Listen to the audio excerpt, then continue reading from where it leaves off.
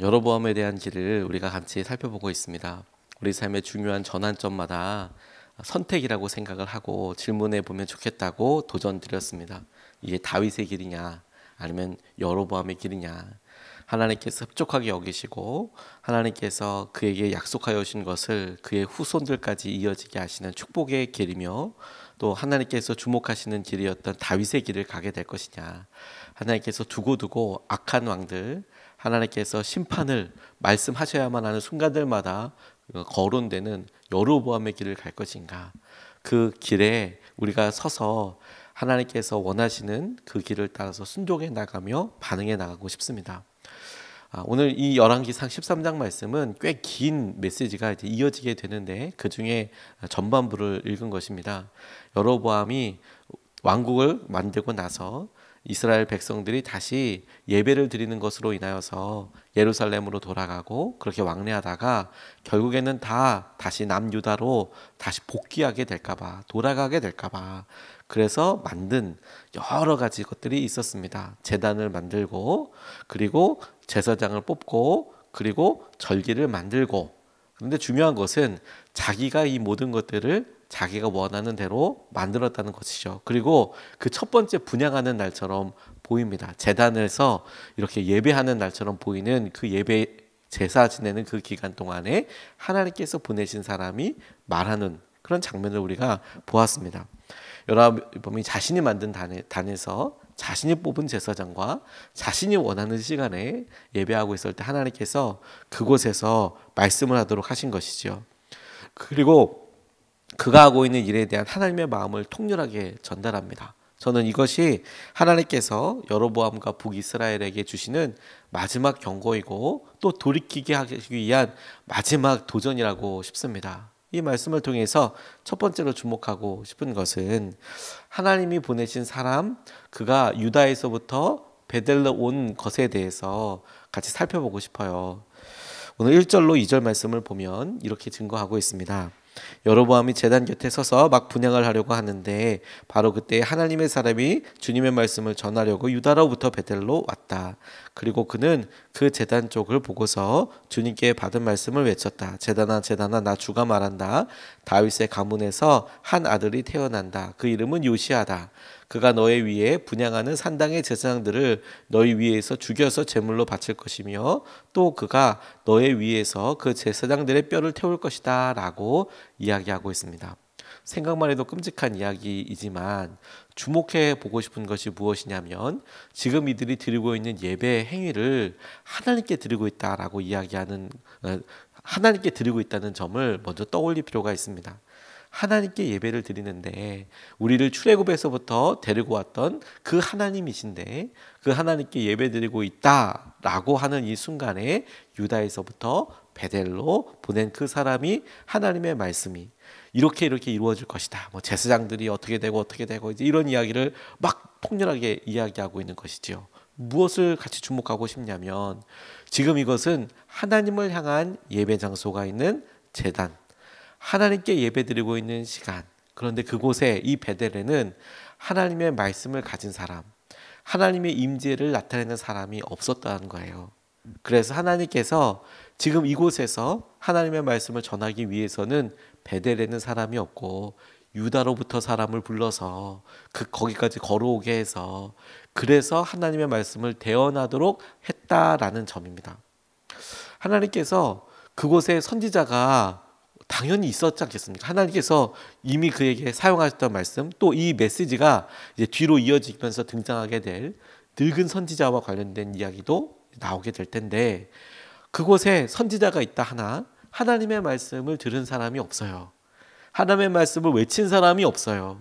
그러니까 등장하지 않겠지요. 선지자가 없었다라고 하기도 뭐 그렇다라고 이야기할 수 없는 이유가 뭐냐면, 분명히 하나님께서 사용하셨던 사람들이 많이 있었을 가능성이 높아요. 그리고 하나님께서 이 일이 옳지 않다라고 생각하신다는 것을 알았던 사람이 있을 수도 있어요. 그런데 어떤 사람이 없습니까? 그것을 말하는 사람이 없어요. 그래서 하나님께서는 그와 같이 불의한 자리에서 하나님의 마음과 하나님의 말씀을 선포하기 위하여 유다로부터 사람을 불러서 이곳에 그것을 선포하도록 만드셨다라는 것이죠. 그게 우리에게 이렇게 적용이 되겠다고 싶어요.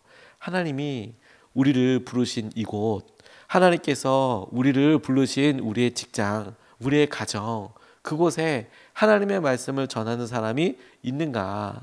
하나님의 말씀을 전하는 사람들이, 하나님의 말씀으로 사는 사람들이 있던가? 주님이 우리를 그곳에 보내신 이유는 하나님의 말씀과 하나님의 말씀의 약속대로 순종하며 살라고 이야기했지만, 정작 시간을 지나고 보니 어느 순간에 우리가 보기에 이곳은 베델처럼 세상의 모든 것들이 있는 것 같고 어려워 보이고, 그리고 시험만 있는 것 같고, 그런 일들이 가득 있는데 하나님의 말씀과 하나님께서 주신 기준이 제대로 보여지지 않는 것 같다면 둘 중에 한 가지이죠. 우리가 그곳에 하나님의 말씀으로 선포하고 살도록 보내신 하나님의 사람이든지, 아니면 우리가 어느 순간에 하나님께서 말씀하신 것을 잊고 그냥 그대로 우리의 형편과 우리의 상황에 맞는 대로 살고 있는 사람이든지, 둘 중에 하나이겠지요.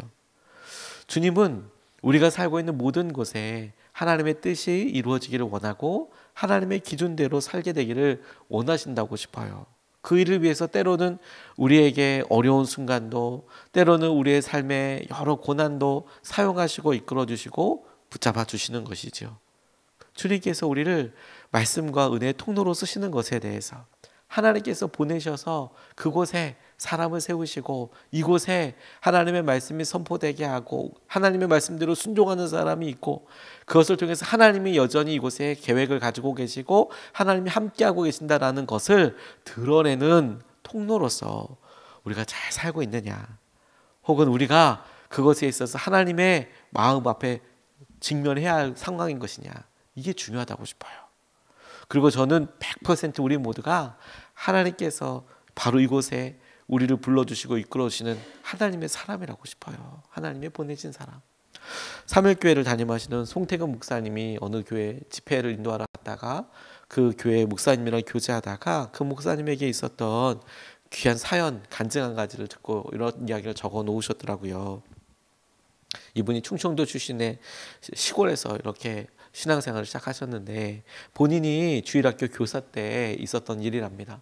본인도 시골이었기 때문에 뭐 잘 많이 본 것도 없고 경험도 없는 상태에서 주일학교 교사로서 열심히 섬기고 있는데, 그렇게 교회에 와서 떠들고 거의 난동 수준의 행동을 하는 아이 한 명이 있었다는 겁니다.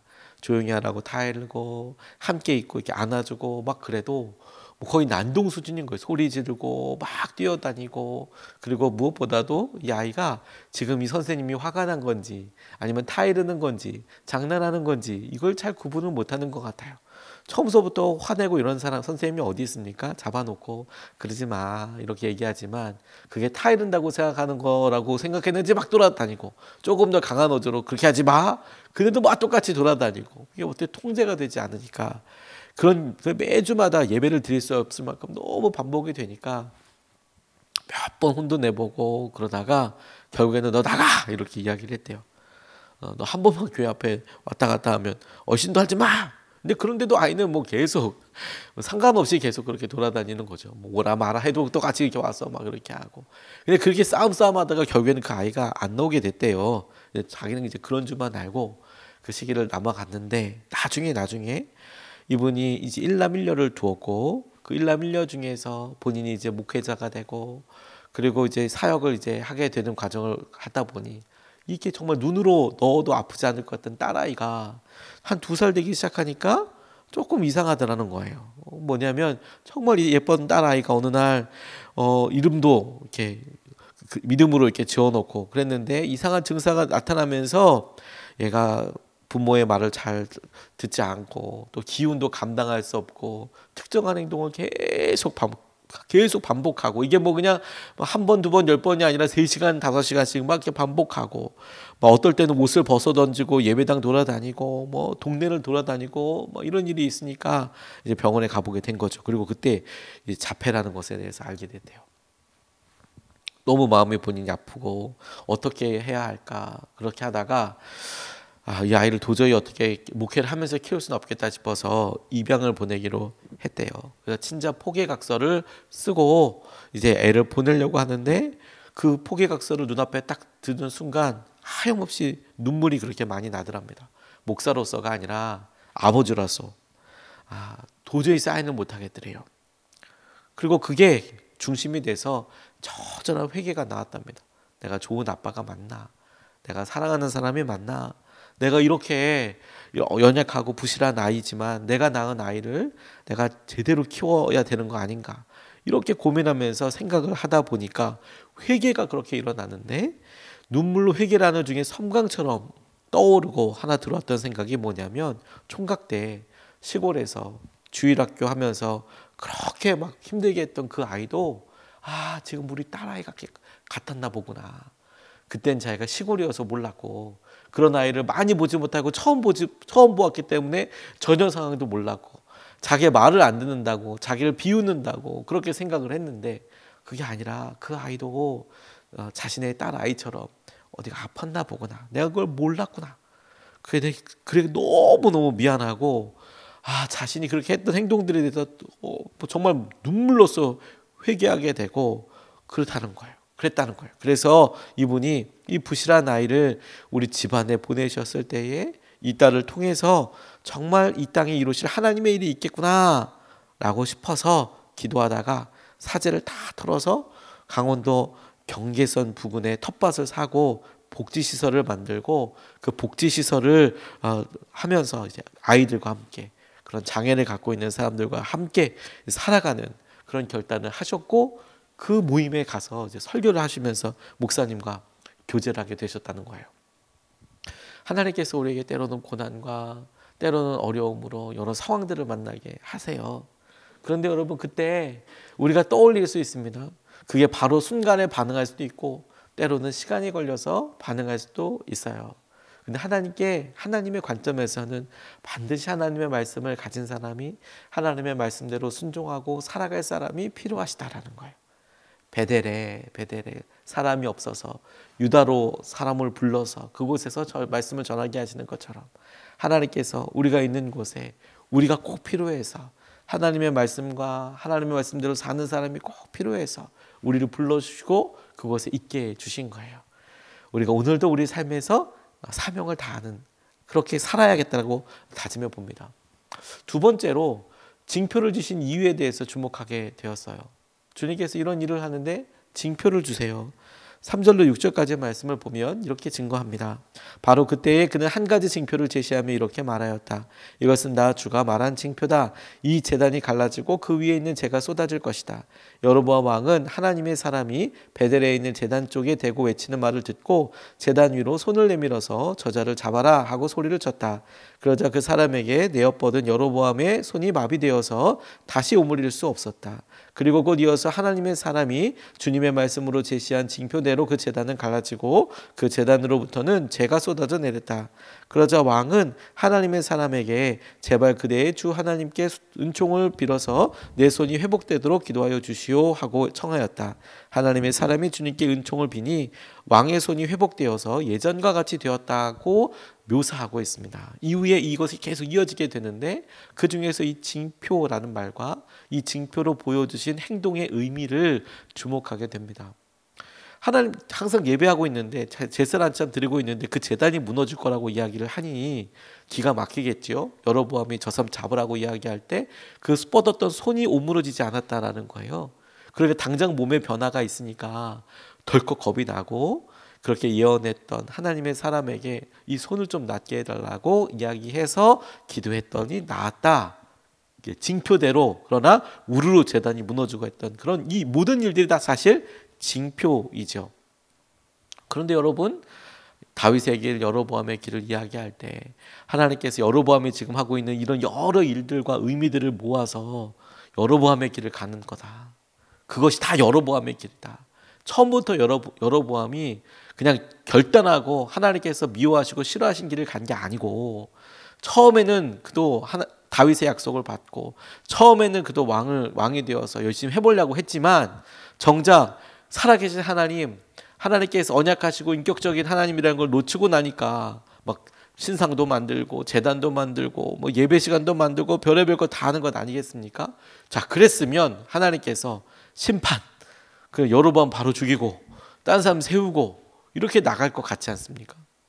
그런데 하나님께서 유다로부터 사람을 불러서까지 하나님의 말씀을 선포하게 하고 듣게 하고, 그리고 그곳에 징표를 내어서 이렇게 될 것이다, 이건 하나님께서 말씀하시는 거다, 이게 의미하는 바는 하나님이 정말 이렇게 생각하고 계시는 거구나를 초자연적인 현상, 징표라고 보이는 일들을 통해서 이건 하나님이고 하나님이 이 일에 지금 개입하고 계시고 말씀하시는 것에 대한 확신을 주고 계시는 거죠. 왜 그렇게 하시냐는 거예요. 왜 바로 죽이지 않고, 왜 바로 심판하지 않고, 왜 이런 상황들을 자꾸 보여주시냐는 거예요. 하나님의 마음이 그냥 심판해서 끝내는 것이 아니라 사람들을 돌이키기 원하시는 거죠. 이 순간까지도 여로보암을 돌이키기 원하시는 거죠. 징표라는 것이 우리에게 중요한 것은, 와, 하나님께서 말씀하시고 이런 징표가 생겼으니 이제 망하게 되었구나, 죽게 되었구나가 아니라, 주님께서 마지막까지도 우리에게 돌이킬 시간을 주시고 주님 앞에 붙잡을 수 있는 시간을 주시는 거라는 것을 깨달을 필요가 있어요. 그런데 너무 안타까운 것은 우리가 보기에는 이게 참 딱 보이는데도 불구하고 여로보암이 보고 정작 그렇게 여로보암의 길을 가고 있는 사람들에게는 아무리 그렇게 징표를 들고 얘기해줘도 몰라요. 이야기해줘도 몰라요.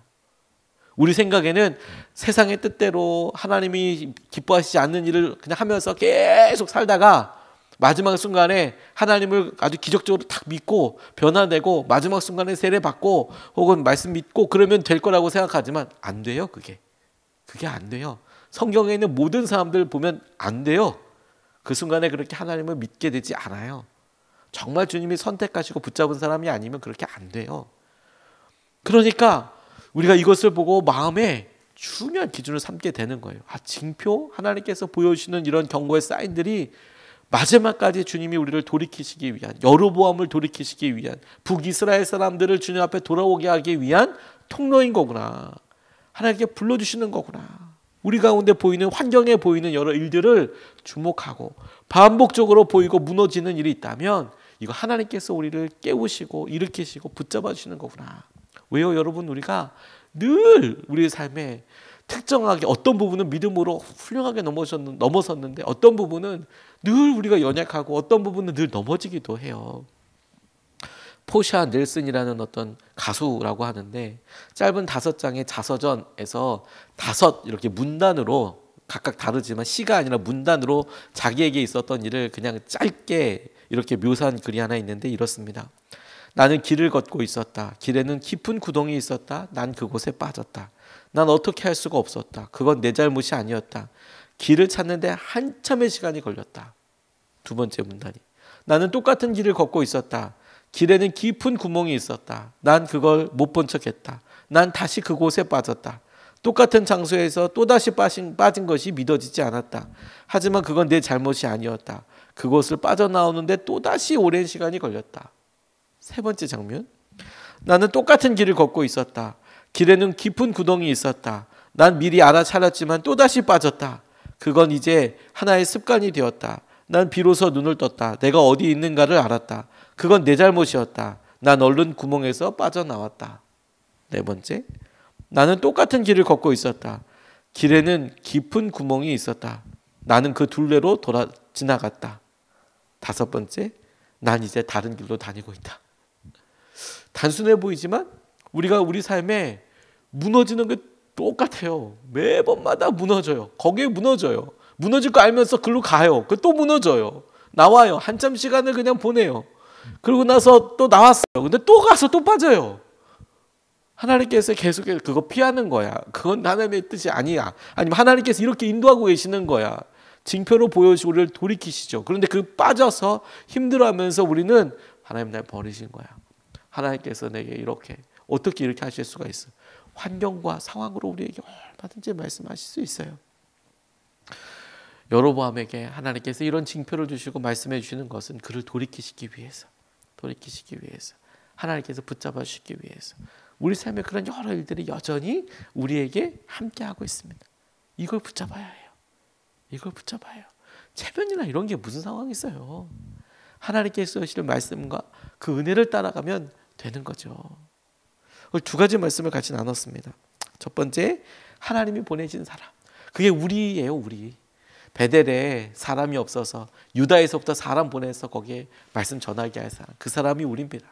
근데 우리가 그걸 깨닫고 있지 못한다면 오늘 깨닫게 되고 주님의 말씀대로 살고 말하는 사람이 한 사람만 있어도 그것은 하나님이 임재하고 계신 곳이에요. 두 번째, 징표를 보여주시는 이유가 뭐냐면 돌이키게 하시려고, 붙잡게 하여 주시려고, 회개하라고, 돌아오라고. 이것을 붙잡고 두 번 나눠서 기도하겠습니다. 첫 번째, 하나님, 우리가 사람들을 만나고 생활하는 곳에서 하나님의 사람으로 서게 해달라고 기도하고 싶어요. 하나님, 우리가 하나님의 통로로 서게 해주십시오. 우리가 믿음으로 말하고 함께하게 될 때 오히려 주님께서 우리의 삶의 중심이 되게 하실 때 우리가 사람들을 만나는 곳에서, 생활하는 곳에서, 직장에서, 우리가 하고 있는 사업에서 하나님의 사람으로 서게 해주십시오. 믿음으로 서게 해주십시오. 믿음으로 하나님께서 하신 여러 말씀에 순종하는 삶을 살게 해주십시오. 주님께서 이끌어 주시는 것을 보게 하여 주십시오. 우리가 첫 번째로 같이 함께 기도하시겠습니다.